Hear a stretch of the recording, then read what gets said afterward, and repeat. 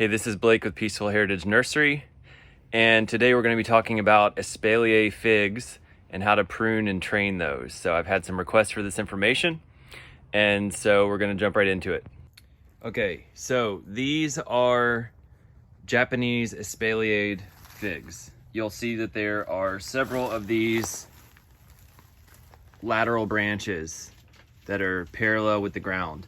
They've been trained like this. And the reason the branches are trained like this is because when they're low to the ground, they are insulated by ground heat during the wintertime. So all the ground heat is coming up and it's insulating these and creating a little microclimate effect. This is further enhanced when we will insulate the plants after cutting down all these big, long fruiting branches. Okay, so all these big branches you see, these are all growth from summer. It was 2023, okay? So it's 2024 now. This is growth from summer 2023. So you can see they're extremely vigorous. These branches are 6 to 8 feet long or longer, and that's all growth from 1 year. So the way that you train the branches down, we can see is very simple. Okay, underneath all this mulch here, there is the little fig start. And it made several branches, it made 4, and I'm holding them down with these cement blocks. Okay, so this is the fig branch. It's being weighed down by this heavy cement block. It's insulated for the winter time underneath all this mulch. There's another one over here. There's another one over here. So basically you just weigh them down. So here's another one. And this one I just actually used the tip corner of the block to weigh down the branch. But you want them really close to the ground. So this is only about 5 inches or so. And I would say 6 inches or less is what you're going for. So that is part 1. So what we will do from here is, after these have been weighed down all winter long, they're going to be locked in that position permanently. I'm going to uncover all this mulch and take this block off, and then I'm going to prune this branch to a reasonable length. So it can vary. It depends on your situation, how far apart your figs are, how long you're wanting these lateral branches to be. Since the walkway is right here and the fig is right there, I'm not wanting it to grow all the way out into the walkway like this. That would just be really inconvenient. So I'm gonna cut it basically about where the block starts right there. I'm gonna snip that off. And then you see there's a little bud. There's little buds in here. There's one right there. There's gonna be another one. There's another one right there. And these little buds are gonna sprout in the spring. A little green shoot's gonna come out of there. And they are going to shoot for the sky and grow straight up, just like how these are doing. And so these I call the fruiting branches. You can see I have some string around this one, and I have the string tied up here to the purlins. And that just gives them a little extra support so they don't flop around too much. It definitely helps them. So as they grow, I'm gonna give them a little bit of support. You could also put in like a bamboo stake, tie them to the stake to keep them straight. But the point is, you've got the lateral branches, you've got the fruiting branches coming off the laterals. You can prune these branches in various ways. You can use loppers, you can use a saw, like a tree saw like this one, or you can use a reciprocating saw. So we're gonna start with using the hand saw. So basically, we are just going to cut these down to where you're just leaving 1 or 2 buds. You're cutting just above the bud, just like when you do any kind of fruit tree pruning. You don't want to cut into the bud and damage the bud.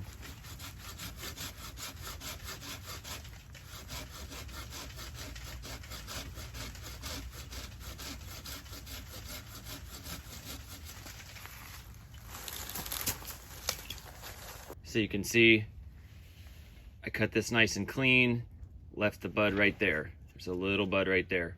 That little bud is going to turn into one of these big, huge shoots that is going to be laden with figs.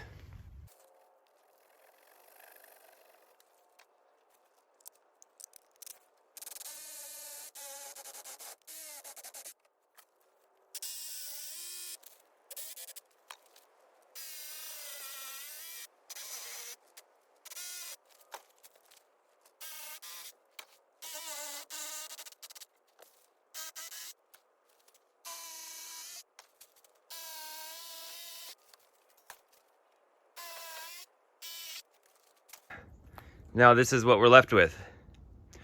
This one I happen to make in an X shape. I am experimenting with having 3 laterals versus 4. 4 seems to work out pretty well. But the cool thing about this system is it's flexible. Like you can have the figs shaped any way you want, really. But the point is that you have the laterals low down to the ground. Okay, this one's almost gotten a little too high. And once they get thick and stiff like this, you almost can't weigh them down. So you want to start off with them more like this, where they're really close to the ground. You might ask how old this tree is. This is a Chicago hardy fig. It's been in the ground probably about 5 years. So this has been trained for 5 years. You can see where I cut these. I try to cut them nice and clean, a slight slope so any water can run off, although it's in the greenhouse, so that's usually not an issue. And the buds are generally right along this little seam here. Like there's a bud right there. There's a bud right there. It wouldn't hurt to leave 2 buds on each cut. I usually leave at least 2. There's another one right there, just in case one of them gets damaged or accidentally snapped off. Okay, so we're gonna do the next one the same way.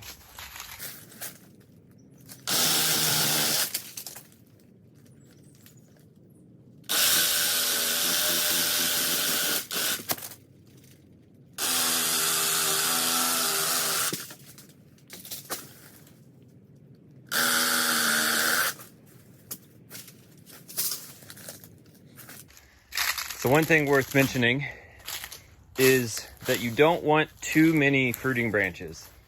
Okay, so it's hard to thin them out because you see all these nice big branches and you know they're gonna get figs, but the reality is that they will shade each other out if you leave too many. So I would say this is really kind of too many, where you've got 4 of them within about 12 inches of lateral. So I would really only have about 2 ideally per lateral. And you can always thin them out later if you come in here during the growing season and you notice that the branches are competing with each other or crowding each other out. You can always cut them down then. It's not a big deal. But you don't want to have too many of them. And also, I try to keep the center of the tree free of fruiting branches. So you'll see there's no fruiting branches in here for at least about 12 to 18 inches or 20 inches or so. That is free of fruiting branches. So that allows plenty of light to enter in and you get nice sunlight penetration, airflow and everything. Helps keep the figs healthier. So we're going to finish pruning the second one.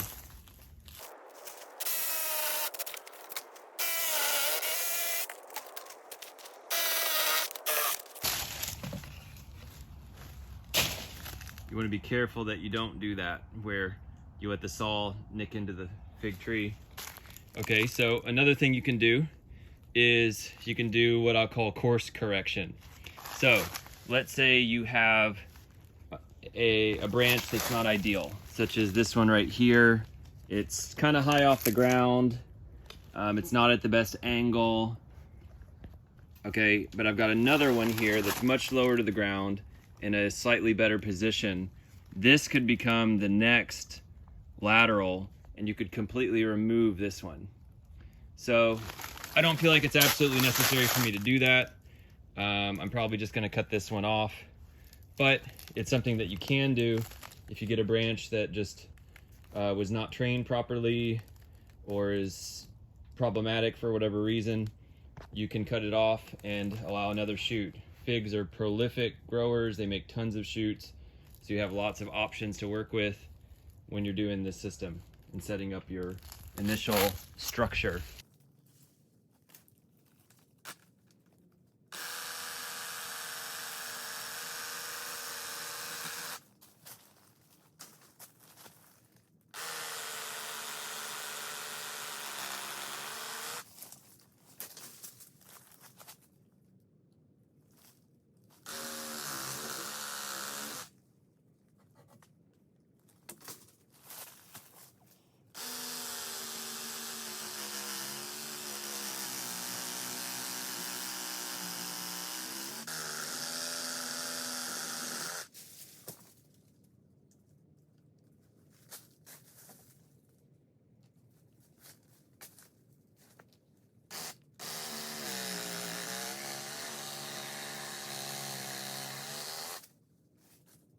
So this was a branch I showed you just a minute ago that I said was overcrowded.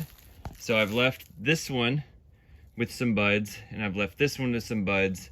They're about 9 or 10 inches apart. That's good enough. I've cut this one completely out. I cut that one completely out. Of course, there are still some little buds in here that will try to sprout. You can just snap those off. And these little guys will make really nice cuttings. So I'm just going to leave those on and remove those later on in the spring to use as some propagation material. Of course, all these limbs make decent propagation material too, so you can save those in the refrigerator and propagate those later. Although fig cuttings I found do mold after being in refrigeration for 2 or 3 months, so they don't keep that long, so you'll have to deal with them. So this is a product I really like. It's called Lac Balsam. Like my ancestors, it comes from Germany. And it is a latex-based product. It's not petroleum or tar-based like a lot of other ones are out there. It's like latex and has a little bit of like clay or something in it. But it makes this nice rubbery coating. And you can just seal that over. Make sure not to get it on the bud. Just a little bit on there like that.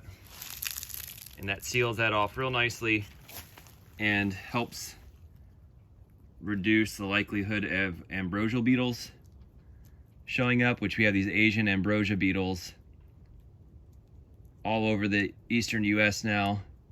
And they like to show up and attack wounded and damaged plants and trees, and they seem to really like figs a lot. So I'm just going to coat all these real nicely with this.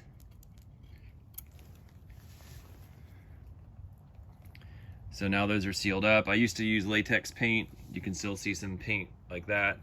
Now I use this Lac Balsam, and I'm happy with that. So some of you might be asking, when do you do this process? Okay, so obviously the plants are dormant. It's frozen in here plenty of times. It's actually gone down to 16 degrees Fahrenheit in here, which is well below freezing.